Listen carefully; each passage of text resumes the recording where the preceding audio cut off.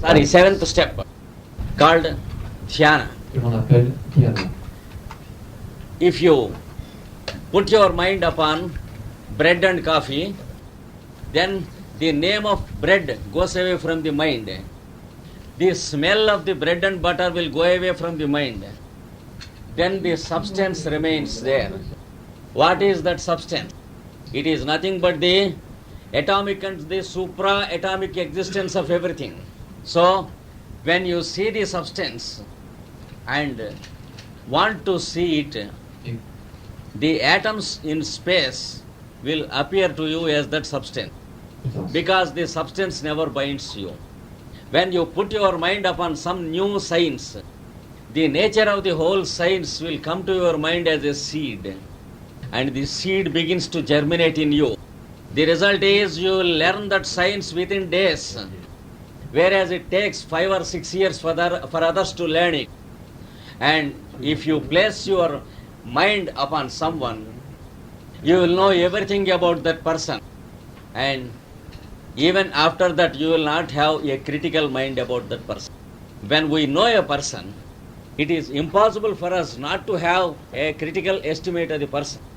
But when you have come to the samadhi state, dhyana state, then it is possible for you to see a person completely, to know him who he is from birth to death, to know everything about his own nature, and still you exist without having a critical opinion about the fellow.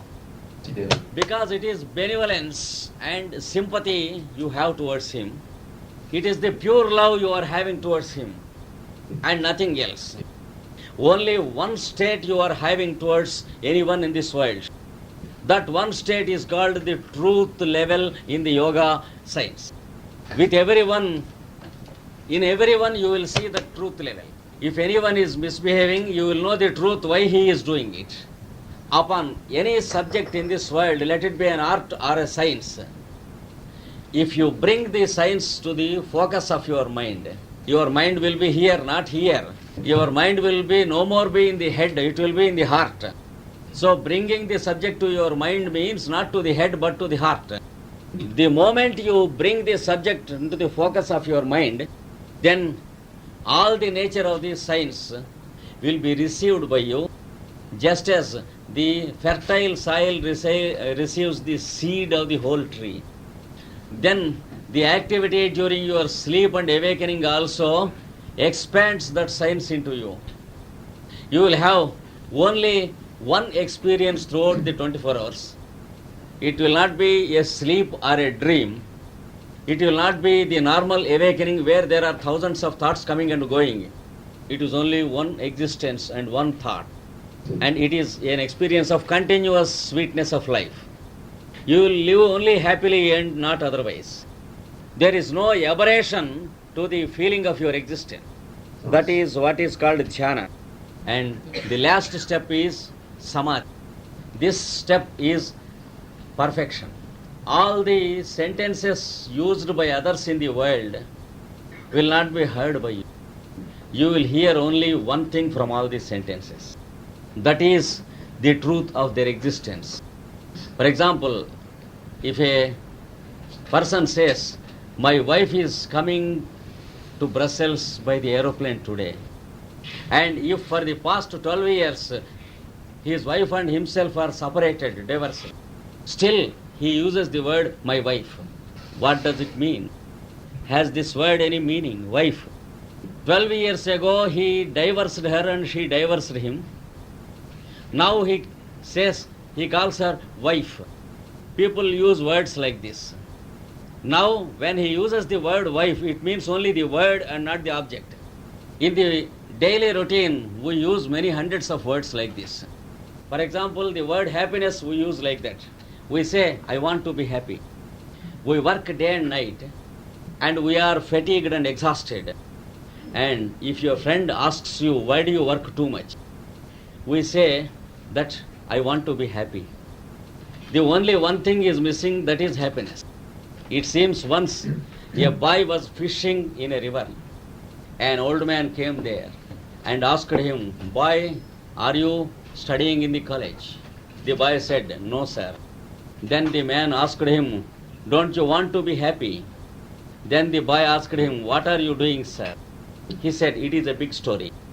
I studied in the college very well." Then the boy asked, "What was the result?" He said, "I came first." What was the result? "I was selected in a big job." Sir, what was the result? "I got big salary every month." Sir, what was the result? "I saved much money in the bank." Sir, what was the result? "I started an industry in my middle age." Sir, what was the result? "I got big profits in my industry." Sir, what was the result? "I could purchase a big house to every one of my children." What was the result? "I got my children educated." What was the result? "I got them married. They are very happy with themselves." What was the result? "Now I am free. I am happy." The boy said, "Without doing all those things, I am now happy. I am quite as free as yourself. That's why I am fishing." So the old man had to search and search and search for tens of years for happiness. To be happy, he had to do many things. Similarly, we do many things to be happy. We go on doing things to be happy, and suddenly we die, and there will be no time to be happy, because death never informs us that it is coming. So many times we use the word happiness only for the meaning of postponement.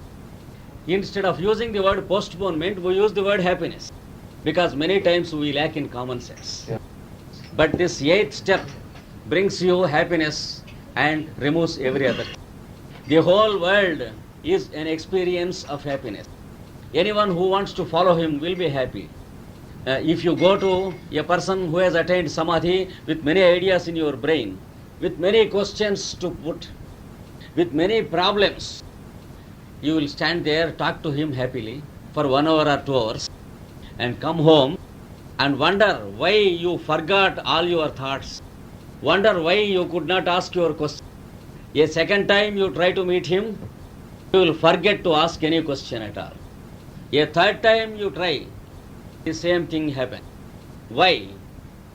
It is because as long as you are there, his mind is your mind. He has not changed your mind, but your mind is changed in his presence. Just like the iron piece near a magnet, as long as it is near a magnet, it behaves like a magnet and not an iron piece. Since you are also having the mind of yogi, it is quite natural that you do not have any problems at all when you are with him. You will immediately understand that there are no problems at all. And his happiness is your happiness. And afterwards you will wonder why you forgot all your questions. This is our regular experience whenever we spend some time with great people. It was the experience with Aurobindo. It was the experience with Ramana Maharshi.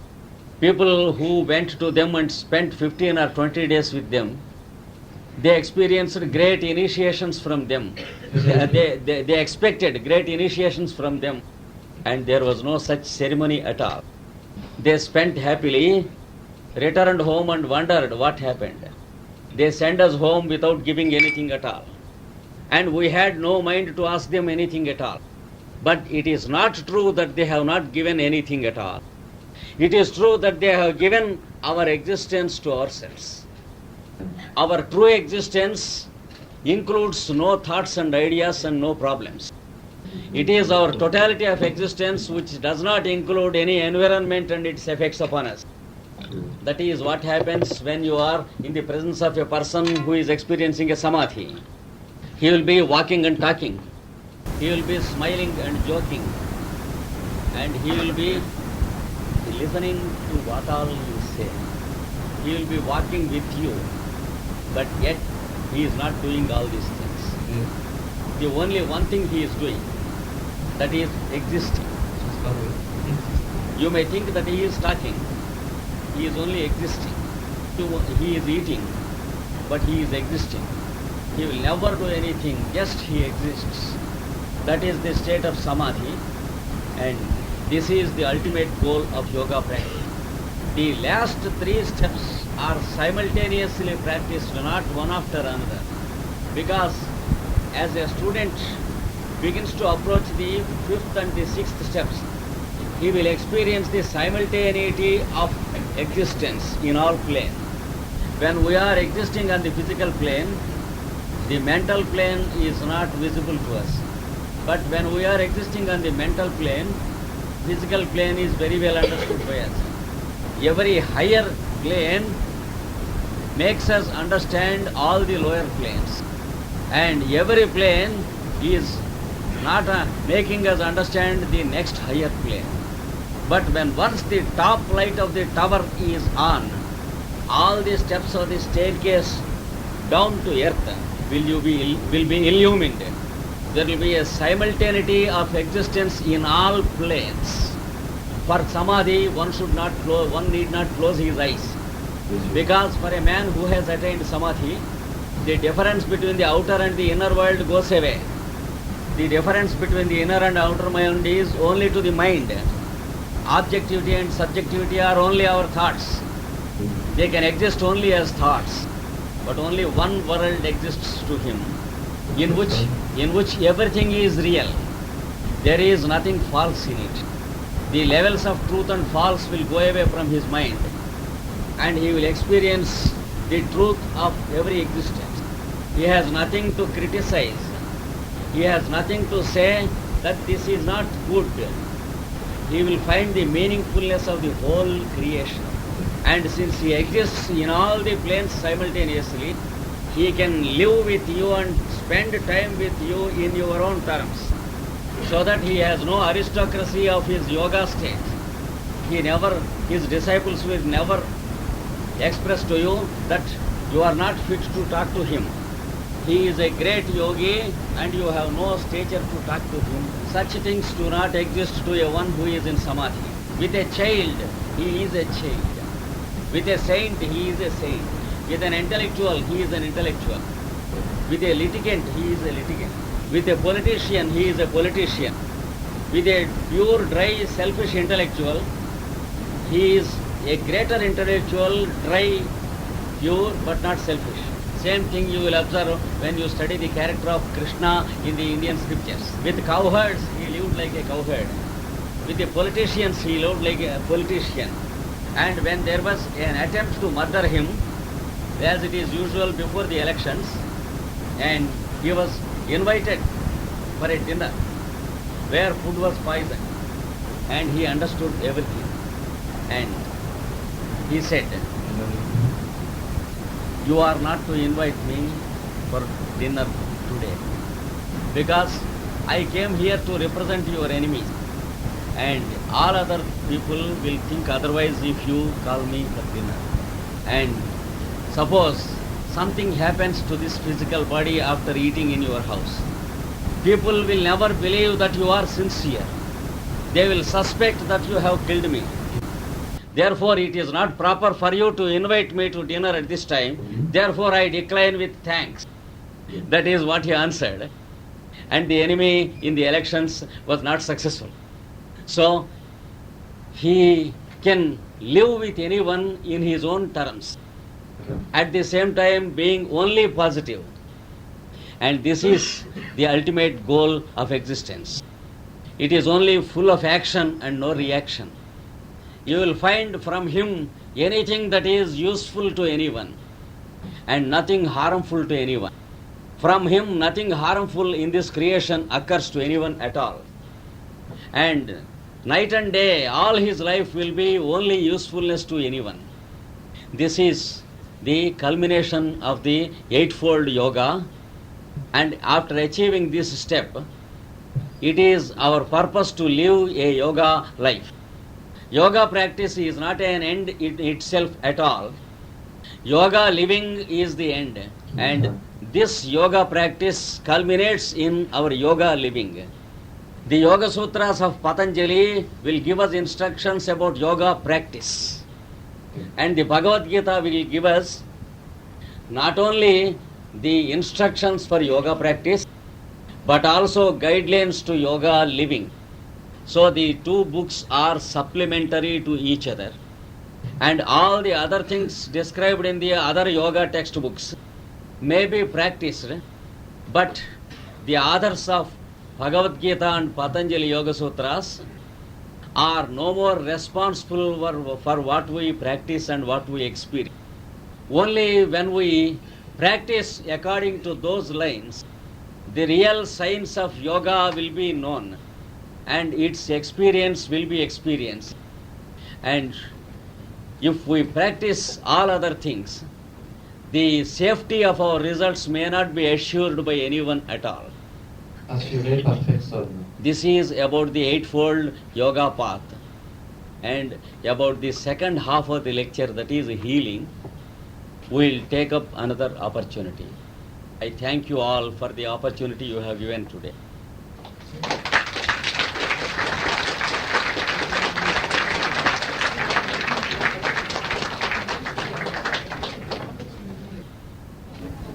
Shaktipata is a word used by a school of yoga practitioners, and the masters of some path will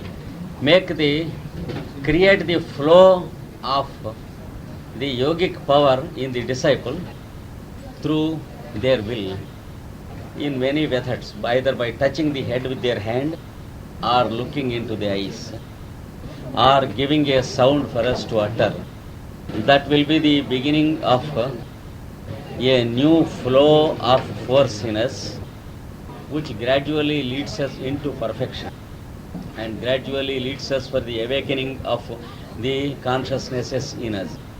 That is the real meaning of the word Shaktipat. We can see the physical bodies of those planets, but we can't see the planet. Just as our physical eye can see only your physical body and it cannot see you. When I am talking to you, it is my mind that is seeing your mind and not the physical eye. Similarly, with our physical eye, we are seeing only the physical planets, but the real functional planets are not physical planets, just as we are not our physical body. It is neither a flash nor a state, but it is our own real state of existence. Therefore, when once started, it exists as long as we exist, because it is ourselves fully awakened. It is an awakening from within and not any psychological power or force. Psychological powers or forces are only layers of our consciousness, whereas the samadhi state is our own existence in its fullest awakening. Therefore, it exists as long as we exist.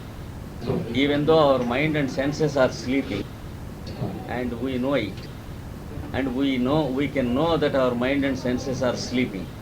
So you will experience conscious sleep after attaining samadhi. I narrated to you what Patanjali and Bhagavad Gita teaches us. And I know the practical experience of only Patanjali and Bhagavad Gita.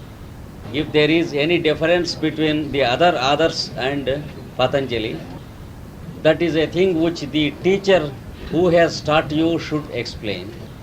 Because I have explained you what my teacher taught me and what I practice. About the other practices, it is the teachers who taught you should explain.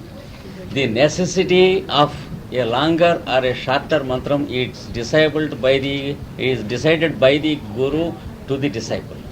Just as the dosage of a medicine to a patient is decided by a doctor, sometimes the same guru gives only one sound to one disciple and a sentence to another disciple. I can tell you the broader principle that is based. When the intellectual mind is more alert, it requires some food for thought. When a sentence and its meaning is also required along with the mantra, then the intellectual activity will have the satisfaction of the meaning of the sentence. The intellectual activity will have the satisfaction of the meaning of the sentence, and then the consciousness will receive the yoga awakening through the sound. When a short mantra is given for a great intellectual, his intellect will be working upon something which it requires. Therefore, a longer mantra is given to a greater intellectual. And another example is a person who has less of intellect and more of devotion. When a sound is given to him, his intellect is not interested in any meaning. Therefore, it finds greatest satisfaction upon that particular sound. It gets the same awakening. But the more is the activity of the intellect, the more difficult it is to get into the real consciousness of the mantra. That is why gurus decide the mantra according to the psychological structure of the disciple. Mantra does not exist in the meaning of the word or sentence.